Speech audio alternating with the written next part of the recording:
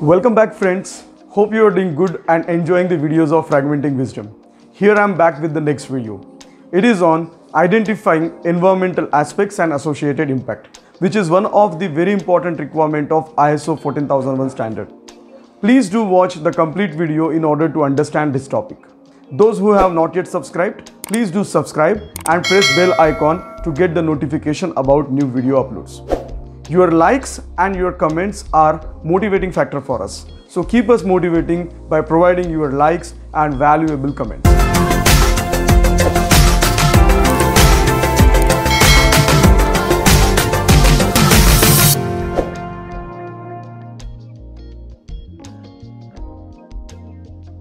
Environmental aspect and impact are key part of your organization's environment management system or ISO 14001 standard.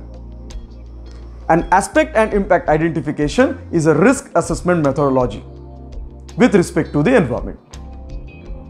It is a tool which will be helpful for us to identify potential and actual threats to the environment because of our activities or processes.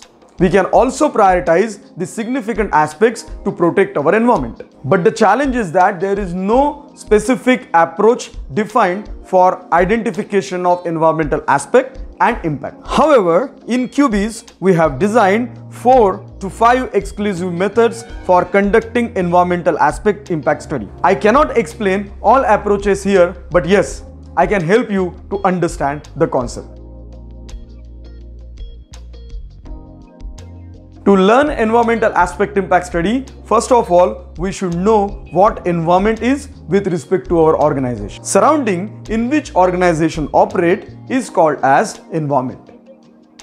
And this surrounding is consist of air, water, land, natural resource, flora, fauna, and of course humans.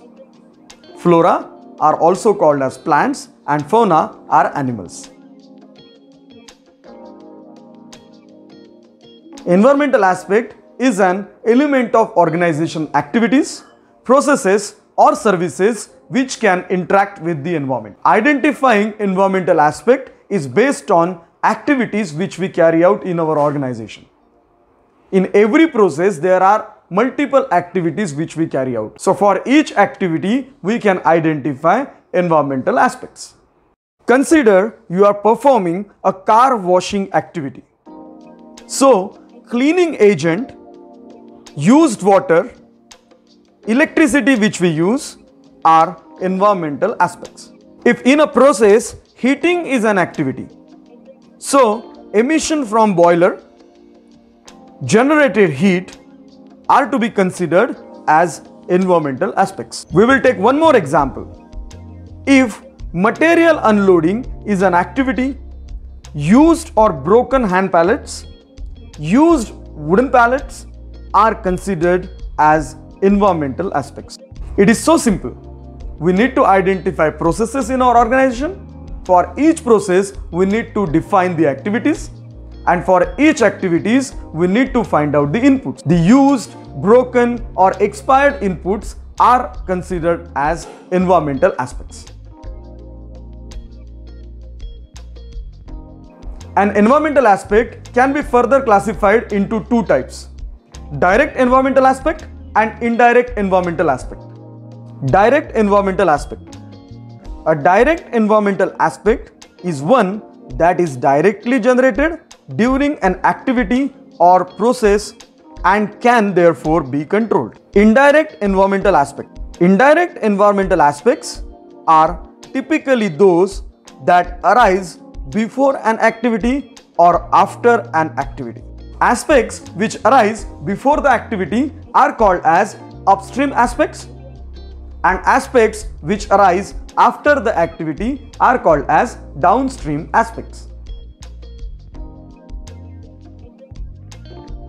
The relationship between environmental aspect and impact is cause and effect. Changes to the environment resulting from an organization's environmental aspect is called as environmental impact. These changes are adverse or beneficial wholly or partially. There are two types of impacts: direct impact and indirect impact. Direct impact occur through direct interaction of activity with environment, social or economic component. The example of direct impact are the discharge from any industry or an effluent from the effluent treatment plant into river may lead to worsening water quality. Indirect impact on the environment are not direct result of an activity.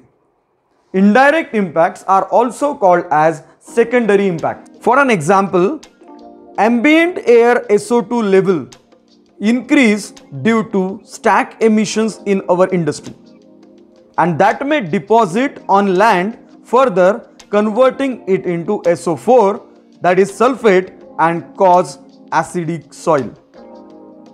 This is indirect impact of the result of our activity. There are conditions like normal, abnormal and emergency for environmental aspects. We also need to identify the relationship of environmental aspect with respect to management system risk. We should also identify the relationship of environmental aspect with respect to legal requirement. To learn this in detail, please do contact us. We at QBiz conduct detailed activity-based workshop for environmental aspect impact study. If you would like to strengthen your environmental performance, please contact us for conducting this workshop at your premises. If you find this video helpful, please do like and provide your comments. If you have not yet subscribed, please do subscribe and press the bell icon to get the notification about new uploads. I will come back with the next topic, which is hazard identification and risk analysis. Till then, be safe, be healthy and take care of yourself.